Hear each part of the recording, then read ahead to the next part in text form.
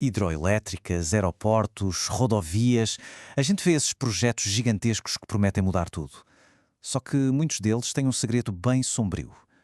Quase nunca, mas nunca mesmo, cumprem o orçamento. É uma coisa tão comum que a gente quase aceita como normal. Mas e se não for? E se for um mistério que na verdade dá para resolver?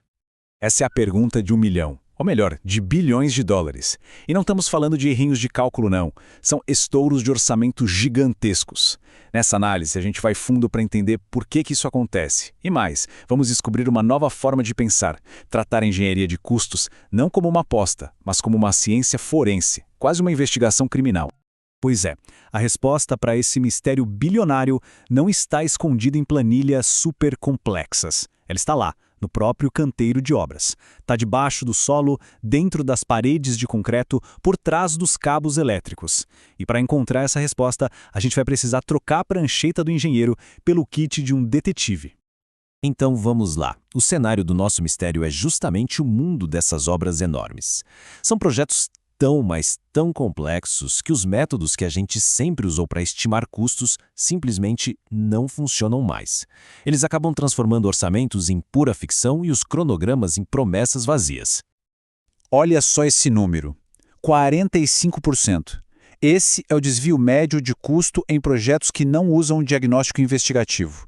Pensa bem nisso, é quase metade do orçamento sendo gasto com coisas que ninguém previu. É uma verdadeira hemorragia financeira que virou padrão, mas que não deveria ser de jeito nenhum. E aqui está o pulo do gato, o centro do problema. A abordagem clássica, aquela baseada em projetos parecidos e em tabelas de preços genéricas, parte do princípio de que uma obra é igual à outra. Só que, em projetos complexos, cada local tem o seu próprio DNA de riscos. Confiar no histórico é como tentar dirigir olhando só pelo espelho retrovisor. Não dá, né? Então, por que esse manual antigo continua a falhar tanto? Vamos agora desmontar essa abordagem tradicional para entender onde estão as suas falhas mais graves. A ideia de que o passado pode prever o futuro de uma obra complexa é, como a gente vai ver, perigosamente errada. Esse slide aqui mostra a diferença de um jeito brilhante. De um lado, a gente tem um modelo baseado em médias, no que se pode ver a olho nu. Ou seja, no fundo é um palpite bem educado. Do outro lado, um modelo que se baseia em evidências concretas, em dados científicos coletados lá no local. A gente sai da adivinhação e vai para a determinação. Um conceito-chave nesse manual antigo é a tal da vistoria. Sabe o que é isso? É o equivalente a um médico tentar diagnosticar um paciente só olhando para ele do outro lado da sala. Claro, ele pode até ver um problema óbvio, tipo uma rachadura na parede, mas ele nunca vai descobrir a doença por trás daquilo, a causa real, como um câncer dentro do concreto. Isso nos leva direto para a solução, uma nova forma de pensar onde o engenheiro de custos se torna um investigador. Armado com tecnologia de ponta e um protocolo científico, o trabalho dele não é mais estimar, mas sim descobrir a verdade sobre a obra antes mesmo que a primeira pá de terra seja movida. Esse protocolo é basicamente o roteiro da investigação. Começa como um trabalho de detetive, analisando casos arquivados, ou seja, toda a papelada do projeto. Depois, a equipa vai para a cena do crime para coletar provas físicas com um time de especialistas e só aí é que as descobertas viram números, transformando os imprevistos em riscos que têm um preço. A primeira ferramenta do nosso kit é quase mágica porque ela permite ver o invisível. O GPR funciona como ultrassom para o sol, mapeando tudo que está escondido, como tubos e cabos. Achar uma rede de fibra óptica no lugar errado, por exemplo, pode parar um projeto de aeroporto por meses. O GPR encontra ela antes da escavação começar. Em seguida temos a termografia. Essa tecnologia usa assinaturas de calor para detectar problemas que estão escondidos. Pensa num painel elétrico. Ela pode achar um ponto quente, que é um sinal de risco de incêndio. Numa parede, ela pode revelar uma infiltração de água que está ali quietinha, destruindo a estrutura por dentro. E, finalmente, uma das ferramentas mais poderosas que existem, o escaneamento a laser. Essa tecnologia cria uma cópia digital 3D perfeita, uma nuvem de pontos da estrutura. Isso acaba com os erros de medição manual e permite calcular volumes de demolição e de materiais com uma precisão milimétrica, algo impossível de fazer com uma fita métrica. Certo. Agora vamos para a parte mais emocionante, ver como essa metodologia de investigação funciona no mundo real. Esses casos que vamos ver mostram como essa mudança, de especulação para investigação, não só economiza dinheiro, mas às vezes salva os próprios projetos de um colapso. Olha só esse caso de uma barragem de 50 anos. O orçamento inicial, feito com base numa simples inspeção visual, só previa os reparos superficiais. Mas a investigação a fundo com extração de amostras de concreto revelou um verdadeiro câncer ali dentro. Uma coisa chamada reação álcali-agregado, que estava expandindo a estrutura e ameaçando a segurança de tudo. O diagnóstico aumentou o orçamento, sim, mas evitou uma falha catastrófica.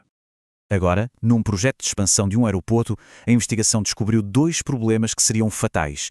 Primeiro, uma contaminação química no solo. Isso significava que a terra escavada era resíduo perigoso e o custo para se livrar dela era 20 vezes maior.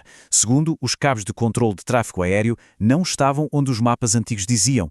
Imagina descobrir isso no meio da obra. Seria um desastre completo. E aqui chegamos num ponto crucial. Esse diagnóstico forense já não é mais só uma boa prática. Ele está se tornando uma exigência legal, uma questão de governança corporativa. Ignorar isso não é só má engenharia, é uma negligência que pode trazer consequências pessoais bem graves. A lei, especialmente no Brasil com a nova Lei de Licitações e o Tribunal de Contas da União, criou esse conceito de erro grosseiro. O que isso quer dizer?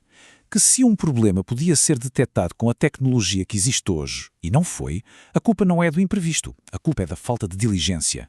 E aí, os gestores podem ser responsabilizados pessoalmente. Essa tabela aqui resume tudo perfeitamente. Quanto mais baixo e superficial o nível do diagnóstico, mais o orçamento é um chute e maior é o risco legal. Já um diagnóstico de alto nível, investigativo e científico, cria um orçamento que é determinístico, robusto e que funciona como uma apólice de seguro para o projeto e para os seus gestores. E assim a gente chega ao verdito. A evidência é muito clara. A abordagem tradicional para orçar grandes projetos está fundamentalmente quebrada.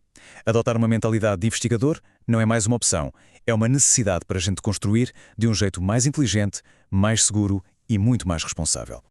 E essa comparação final é demolidora. O modelo investigativo dá uma precisão de orçamento muito, mas muito maior.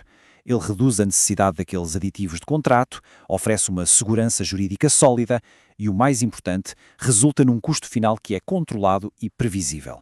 A gente sai do caos e vai para o controle. Essa frase resume a tese central de toda essa nossa análise. O custo da ignorância, ou seja, o preço de não saber o que se esconde debaixo da superfície, é infinitamente maior que o investimento numa investigação bem feita. Tentar economizar uns trocados por não fazer o trabalho de detetive no início é a garantia de uma conta gigantesca lá no final. E assim, terminamos com esta pergunta. Depois de tudo que a gente viu, a resposta parece bem óbvia, não é? A engenharia de custos forense não é sobre gastar mais no planejamento, é sobre investir de forma inteligente para evitar o desperdício de bilhões, garantindo que as grandes promessas da engenharia possam finalmente se tornar realidade.